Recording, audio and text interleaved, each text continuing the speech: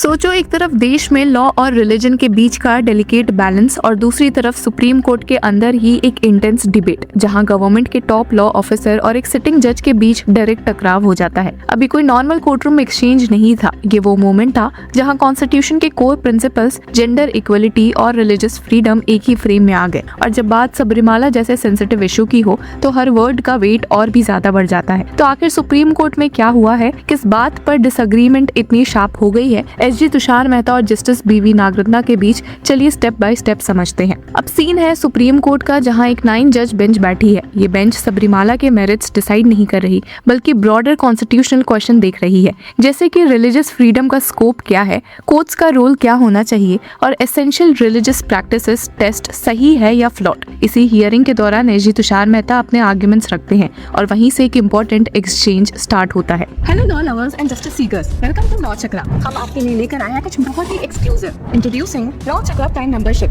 जो आपको देगा exclusive access like never before. बनिए लॉ चक्रा की प्राइम मेंबर और अनलॉक कीजिए full potential of legal knowledge. अभी ज्वाइन कीजिए। अब एसजी तुषार मेहता ने एक स्ट्रॉन्ग ऑब्जेक्शन उठाया 2018 के सबरीमाला जजमेंट के एक ऑब्जर्वेशन पर। उन्होंने क्लियरली कहा कि one opinion in Sabarimala says article 17 applies to women, you are treating them as untouchables. I have a very strong objection to it. यहाँ उनका मेन इशू ये था कि वुमेन के टेम्पल एंट्री बैन को अनटचेबिलिटी के कंसेप्ट से इक्वेट करना गलत है। उनका कहना था कि article 17 historically caste based discrimination को एड्रेस करता है, ना कि जेंडर बेस्ड रिस्ट्रिक्शंस को। उन्होंने आगे एक और कंट्रोवर्शियल पॉइंट उठाया, India is not that patriarchal और gender stereotyped in the way that the West understands. इस स्टेटमेंट का मतलब ये था कि जो पेट्रियार्की का कंसेप्ट वेस्टर्न सोसाइटीज में डिस्कस होता है, उसको इंडियन कंटेक्स्ट में डायरेक्टली अप्लाई करना सही नहीं है। उन्होंने ये भी आर्ग्यू किया कि इंडियन सोसाइटी में वुमेन को ट्रेडिशनली हाई पेडेस्टल पर रखा गया है और उनको वर्शिप भी किया जाता है। अब यहीं पर एंट्री होती है जस्टिस बीवी नागरत्ना की, जो बेंच की इकलौती वुमेन जज है। बेंच की ही क्या, वो सुप्रीम कोर्ट में भी अभी इकलौती वुमेन जज है। उन्होंने एसजी तुषार मेहता के आर्ग्यूमेंट को डायरेक्टली चैलेंज किया, लेकिन एक वेरी ग्राउंडेड और प्रैक्टिकल पर्सपेक्टिव से। उनका स्टेटमेंट कोर्टरूम में इंस्टेंटली हाईलाइट बन गया। उन्होंने कहा कि speaking as a women there can't be a 3-day untouchability every month and on the 4th day there is no untouchability. ये लाइन सिर्फ एक लीगल ऑब्जर्वेशन नहीं थी, ये एक लिव्ड रियलिटी का रिफ्लेक्शन था।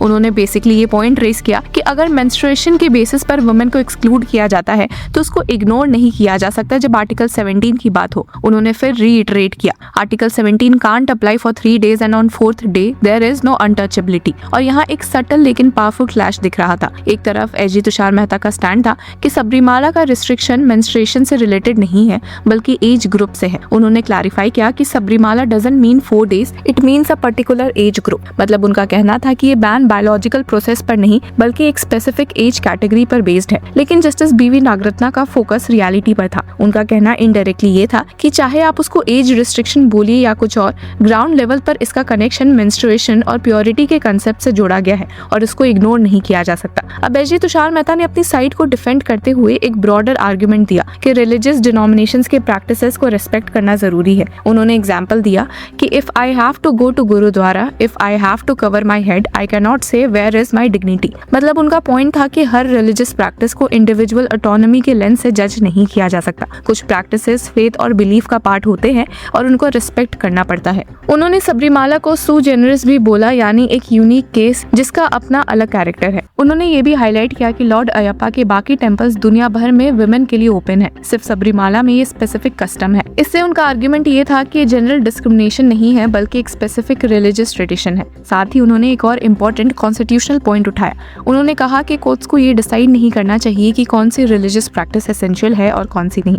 उनका कहना था कि ये काम लेजिस्लेचर का है as per article 25 subsection 2B। यहाँ वो एसेंशियल रिलीजियस प्रैक्टिसेस डॉक्ट्रिन को चैलेंज कर रहे थे जो कोर्ट्स ने डेवलप किया है ओवर टाइम। उन्होंने ये भी आर्ग्यू किया कि पिछले जजमेंट्स जो टेम्पल एंट्री के लिए आए थे वो कास्ट बेस्ड डिस्क्रिमिनेशन के अगेंस्ट थे, ना कि जेंडर बेस्ड। उन्होंने कहा कि in the past we unfortunately were living in a society where one particular part of Hindus was not permitted. This had nothing to do with gender. Gender. और एक और स्ट्रॉन्ग स्टेटमेंट दिया, in Indian society we worship ladies. इसका use उन्होंने ये दिखाने के लिए किया कि इंडिया इनहेरेंटली एंटी वुमेन या पेट्रियार्कल नहीं है, बल्कि यहाँ वुमेन को रिस्पेक्ट दिया जाता है। लेकिन यहीं पर डिबेट और लेयर्ड हो जाती है, क्योंकि एक तरफ सिंबॉलिक रिस्पेक्ट है जैसे देवी का वर्शिप, और दूसरी तरफ प्रैक्टिकल रिस्ट्रिक्शंस है जैसे टेंपल एंट्री बैन। कोर्ट के सामने असली सवाल यही है कि क्या ये दोनों कोएग्जिस्ट कर सकते हैं बिना कॉन्स्टिट्यूशन के इक्वलिटी प्रिंसिपल्स को वायलेट किए। अब जस्टिस बीवी नागरत्ना का इंटरवेंशन इसी कॉन्ट्राडिक्शन को हाईलाइट करता है। उन्होंने एक सिंपल लेकिन पावरफुल लॉजिक दिया कि अनटचेबिलिटी को सिलेक्टिवली अप्लाई नहीं किया जा सकता।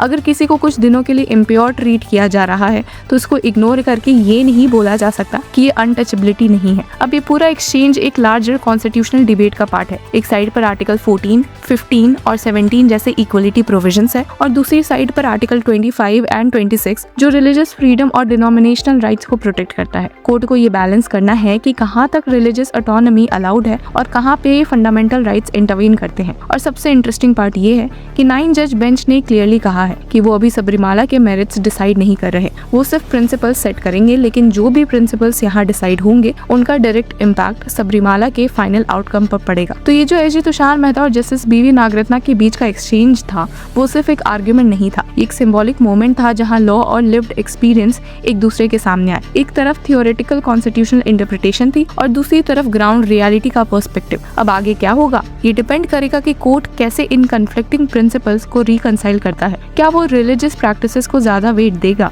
या इंडिविजुअल राइट्स को?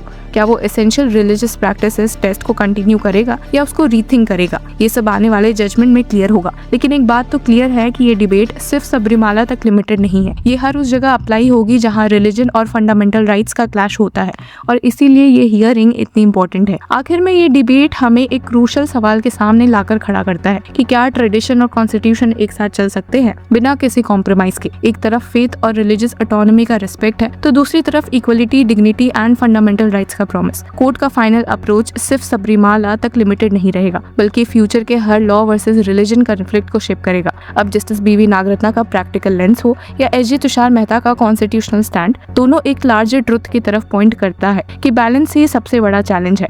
अब आप क्या सोचते हैं, क्या रिलीजियस कस्टम्स को एब्सोल्यूट प्रोटेक्शन मिलना चाहिए या उनको कॉन्स्टिट्यूशन के इक्वलिटी प्रिंसिपल्स के साथ अलाइन होना चाहिए? और क्या जस्टिस बीवी नागरत्ना का पॉइंट ज्यादा प्रैक्टिकल है या एजी तुषार मेहता का स्टैंड ज्यादा कॉन्स्टिट्यूशनली साउंड लगता है? कमेंट सेक्शन में हमें जरूर बताएं, और तब तक के लिए कीप फॉलोइंग लॉ चक्र।